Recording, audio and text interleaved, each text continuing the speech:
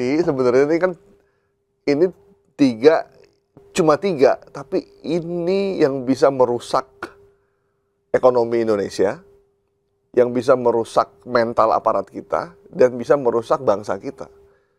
Satu, narkoba. Ya ini udah paling bener lah kita berantas. Tapi kan faktanya nggak pernah selesai. Nggak pernah selesai kan? Nggak pernah selesai. Dua, penyelundupan. Penyelundupan ini kan bukan penyelundupan narkoba doang. Bukan. Penyelundupan mobil, penyelundupan tekstil yang kemarin thrifting yang Purbaya kemarin bilang. Artinya penyelundupan Purbaya kan sempat ngomong tuh, itu kan perintah presiden terhadap dia dan dia menjalankan itu. Semakin menegaskan selaras sama presiden ya. Gitu. Nanti ada video juga bahwa presiden tuh menyebut semua itu, Bakamla, Bea Cukai, semua disebut tuh, Pol Air, itu semua disebut tuh. Nah, ini nih soal penyelundupan yang juga ada kan berapa ratus pelabuhan tikus yang dia bilang tadi. Pelabuhan resmi aja bisa dijebol, apalagi pelabuhan tikus sudah kagak jelas deh itu ya. Jam 1 malam mendarat. Apalagi niatnya kalau nggak brengsek. Dan, kata presiden tadi. Penyelundupan kayu gelondongan. Walaupun kalau kan kesannya kalau penyelundupan itu kan gendap-gendap ya, nyelundup ya. Tapi kalau di Kalimantan itu ada penyelundupan kayu itu dibuat di jalan lewat sungai. Jadi kelihatan tuh, bukan penyelundupan kan, cuman nyaman sampai Malaysia. Sampai Malaysia. Yang ketiga soal judol.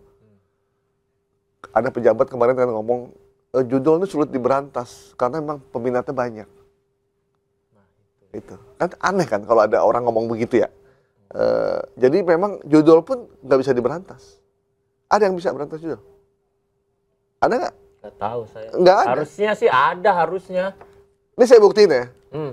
Kita buka salah satu situs bola. Oh, bola. Bukan judol nih. Ya. Situs bola resmi. Oke.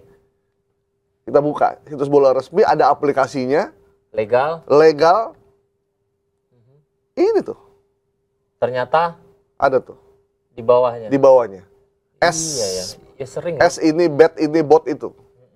Oke. Angka-angka. Ini ya, kita cek lagi Google. Apa ya? Itunya, kalimatnya kalau judul tuh. Apa ya? Saya nggak pernah main. Ya, enggak, iya. Saya mah. Oh, ini, slot. Arnes slot. Oh, oke. Ya. Kita klik. Lihat semuanya. Ada semua ya? Semuanya ada. Google loh ini. Ada, tuh semuanya ada. Semuanya ada. Jadi bahkan aplikasi pun ada tuh. Semua. Iya. Artinya sebenarnya kalau mau dideteksi mah mudah banget ya. Tapi ketika diatasi muncul lagi. Prabowo sempat ngomong juga bahwa judul itu udah menggunakan teknologi. Jadi dia mirip situs porno kan. Begitu diganti namanya, mereka tinggal tambahin titik. Mereka tinggal tambahin S, tinggal tambahin X, sudah beda lagi tuh. Tapi kan memang kalau situs porno lebih susah. Lebih susah, kadang diklik nggak bisa. Maksudnya udah. Tapi kalau judul ini memang tadi Prabowo bilang bahwa ini harus dilakukan bersama-sama. Karena nggak bisa dilakukan oleh Komdigi doang. Ini harus bareng-bareng. Backupnya kebanyakan. Konteks bareng-barengnya gimana Mas Gaib? Ya maksudnya perangnya itu bareng-bareng. Oke. Ya, Komdigi dari sisi portalnya, dari sisi yang dari online, melakukan penegakan penutupan segala macam. Nah, pihak aparat yang lain melakukan penggerbekan, melakukan ya macam-macam lah yang bisa dilakukan lah. Tapi kalau yang satu melakukan penutupan, yang satu membiarkan, membuka, bahkan mendukung, bahkan menerima uang dari judol, ya nggak bakal bisa selesai. Ini bicara juga soal edik ya, tagihan ya kalau judi online ke masyarakatnya. Iya memang, kalau udah kemarin ada tuh kan di program Inside Story kita tuh kan, yang bagaimana orang ketagihan judol, awalnya dia cuma iseng-iseng, lama-lama jadi nagih, lama-lama jadi berhutang, hutangnya pakai pinjol. Jadi dia main judol, nggak punya duit, hutangnya pakai pinjol. Ya udah makin sengsara hidupnya. Terus ngambil warisan mertua, ngambil sertifikat mertua.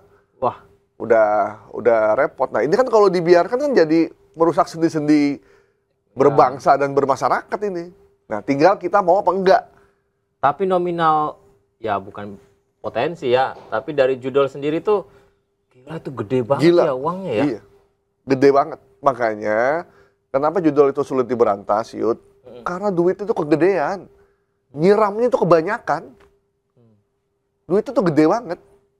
Duitnya gede banget, nyiramnya gede banget. Jadi, nih, pada 2020 aja, perputaran dana judi online 15,8 triliun rupiah.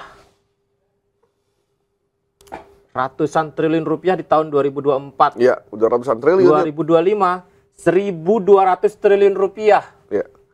Nah, kalau judi keprok, judi yang offline, itu kan gampang digerebek. Paling dia mainnya di hotel, atau main di gedung, atau dia main di satu tempat rumah yang dia jadikan sebagai tempat judi online. Bukan judi biasa. Ya, judi yang pakai alat atau judi yang pakai manual gitu kan. Digerebek udah selesai. Tapi kalau judi online ini kan masif kan. Karena setiap orang punya handphone dan setiap handphone tuh juga bisa mengakses apa aja. Di handphone ini Anda mau model kayak apa aja ada. Mau model apa aja ada. Dan gimana yang ngelarangnya? Gimana masyarakat bisa menahan ini kalau tiba-tiba nongol sendiri promonya? Kita lagi nonton bola, aplikasi bola, tiba-tiba ada promonya. Iya. Itu nggak ikut algoritma ya? Selalu ada loh. Selalu ada. Slot gerak cepat, twing. Bet, twing. Dan nggak jarang nggak sengaja kepencet. Kepencet. Caranya mudah. Cuman duit 10.000, 20.000 udah bisa main. Menang, wah enak nih. Menang, main lagi, lama-lama ya udah Padahal kecanduan. Persoalan narkoba juga gede angka nilainya dan juga tadi modus-modusnya banyak itu belum selesai. Belum selesai. Polisi udah... Narkoba belum selesai, penyelundupan belum beres, judulnya nggak bisa diberantas. Terus kita mau, saya cuma jangan sampai kita kalah oleh mafia dan kartel ini. Kalau kita udah kalah sama mafia dan kartel, dan mafia udah masuk ke dalam politik, masuk ke dalam pemilihan presiden, masuk ke dalam pemilihan wali kota, bupati, gubernur, masuk dalam kebijakan undang-undang yang dikeluarkan oleh DPR, maka saya khawatir ini urusannya akan sangat panjang. Karena politisi kita akan tersandra. Dia udah terima duit banyak dari para bandar dan kartel itu, dia harus menyokong apa yang diminta oleh mereka. Dan kalau dia begitu, akan sangat berat. Jangan sampai kita jadi kayak Meksiko, El Salvador, Honduras, Kolombia, dan Venezuela. Kemarin yang di Kolombia kan ada wali kota Fernando Arcos, apa yang nggak salah tuh, di bagian selatan yang ditembak 1 minggu setelah dia menjabat sebagai wali kota karena mengumumkan perang terhadap narkoba. Sampai sebegitunya tuh. Sampai sebegitunya. Apalagi kalau di Venezuela, kartelnya udah menyatu dengan angkatan bersenjatanya, udah itu susah. Berarti resiko ketika pembiaran dianggap sebagai sesuatu yang biasa aja ya? Iya betul. Akhirnya itu menjadi sesuatu yang masalah masyarakat ini benar-benar jadi bagian dari masyarakat. Makanya kenapa kita ada komen kita ini hari ini adalah soal narkoba? Karena Presiden Prabowo tadi sudah mendeklar bahwa dia akan berperang melawan narkoba, mafia, dan kartel. Harapan kita di sana ya, di MT Haryono ya. Harapan kami ya. Harapan kita di sana. Kita berharap Harapan ini Indah Komplek. Ya silakan. Harapan Jaya di Bekasi. Kita berharap apa yang di statement Pak Prabowo ini diikuti oleh gubernur, wali kota, bupati. Jadi perangnya itu bareng-bareng gitu loh. Perangnya bareng-bareng. Kapolda di daerah, kemudian Kodam, dan semua tuh mengikuti apa yang disampaikan Pak Prabowo. Jadi bergeraknya bersamaan, bersama-sama. Jadi beliau udah mendeklar, ayo dong yang lain juga gubernur, bupati, deklar juga dong. Ada nggak dalam kampanye pilkada gubernur, wali kota, bupati yang teriak-teriak, kita akan perang melawan narkoba, kita berantas judol di wilayah saya, kita akan ini dan penyelundupan. Tapi saya nyalon aja Pak ya. Janji saya kayak gitu kali Mas Ada Reza. nggak kepilih biasanya. Nggak kepilih. Iya, Saya akan berantas tambang batubara ilegal. Nggak mungkin dia ngomong gitu. Karena kadang duitnya dari tambang ilegal itu. Aduh, Nauzubillah min dzalik. Saya akan pendidikan gratis, sekolah gratis, berobat gratis itu biasanya. Itu doang. Itu mah semua orang bisa ngomong kayak gitu. Emang udah gratis kan. Gitu. Yang kalau dia mau ngomong yang kayak gitu, yang berbeda. Cuman biasanya yang kayak gitu agak susah pilihnya. Mas Gaib, kita balik lagi ke tema tadi. Presiden tuh berarti paham nggak kesulitan? Ya pasti paham ya. Kesulitan utamanya tuh ada oknum-oknum penegak hukum juga. Tahu. Karena itu kan juga memprihatinkan ya. Angkanya bisa gede juga dari situ loh. Bisa gede juga dari situ. Iya. Yang harusnya dipakai buat pemberantasan, jadi dibiarin. Penyelundupan dibiarin. Kemudian ada penangkapan, nanti dilepasin lagi. Nego dilepasin lagi. Kayak gitu-gitu kan? Kayak gitu-gitu. Yang kecil-kecil gitu. Jadi ditemukan, kan pernah tuh ada mobil truk ya, ditemukan 2 ton narkoba. Kan kita bisa nggak diusut, ini yang punya siapa barang ini? Iya. Kan sama sopir sama pengantar doang. Yang saya cuma ngantar doang, Pak. Dan memang waktu pernah ada kepala BNN datang ke kita ngobrol bahwa bandar itu memang selalu komunikasinya tuh terputus. Jadi antara orang yang nganter, orang yang ngambil, orang yang bawa, sampai berakhir itu orangnya beda-beda. Dan nggak saling kenal satu sama lain.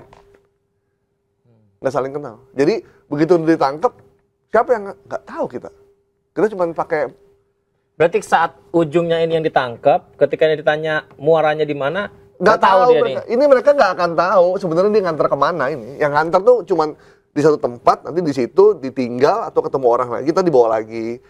Pasti berjenjang. Nggak mungkin datang kayak orang bawa barang kita beli tempat tidur gitu, bawa datang ke rumah ya nggak mungkin lah. Terlampau naif banget kalau kayak gitu. Naif aja udah bubar kan. Naif sama Naf juga bubar. Naf masih ada nggak ya? Masih ada gitu. Masih ada ya? Jadi mereka berjenjang dan saling tidak putus gitu. Nggak bakal nyampe ke bandarnya. Tapi apakah bisa atau enggak? Ya pasti bisa. Kalau mau bisa ya bisa kalau mau. Ini kan